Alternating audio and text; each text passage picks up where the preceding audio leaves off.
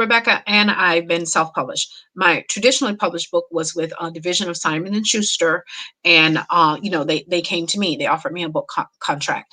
The reason I advocate for self-publishing is like you can earn more with many fewer books. You can publish more frequently. The process when I got my book publishing contract, it was on for a nonfiction book on freelance writing. It was the Ultimate Freelancer's Guidebook. You can look for it's on Amazon. It took about a year, and that's fast from the initial signing of the contract to the publication of the book. As a matter of fact, it was exactly a year from November to November, and that's fast. Most books, it takes about a year to a year and a half to publish a book. And then you don't know if it's going to be successful. And then you have to wait on them to pay you. Like, most large publishers, they only pay out quarterly, and a lot of them don't give you defined sales reports so you can learn where you're selling, how your books are selling. You don't know after the first quarter, until your quarter report, you don't know how much you've earned until that check arrives, or the deposit hits your bank account. It's just a slow, archaic, and it's a very, like I said, it's a very snobby process. This is just my take on it. And again, I've been in publishing since 1987. The gatekeepers, they keep a lot of books from being published. With self-publishing, like when I hear that it takes a year to a year and a half from initial contract to get in the book on the shelf, and again, that's fast. Think of how many books you could have written as a self-publisher. One time in 22 months, I wrote 40 books.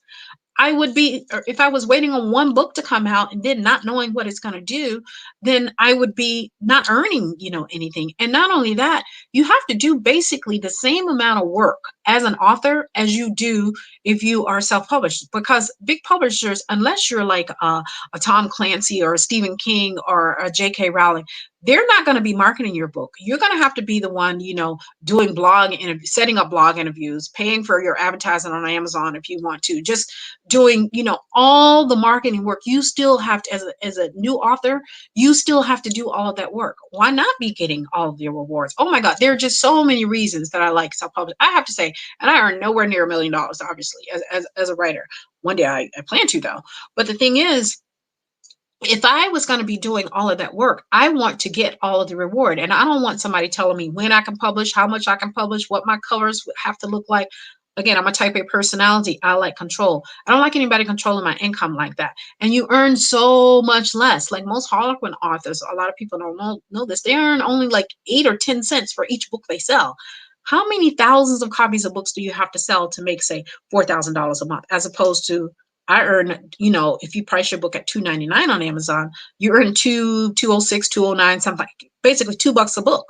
So there are just tons of reasons that I love self-publishing. Somebody would have to offer me a high 6 or 7 figure contract in order to get me to turn over my books to them and or write for them, because I earn so much more. The possibility of earning so much more is within my control as a self-published author. And those are just a few of the reasons.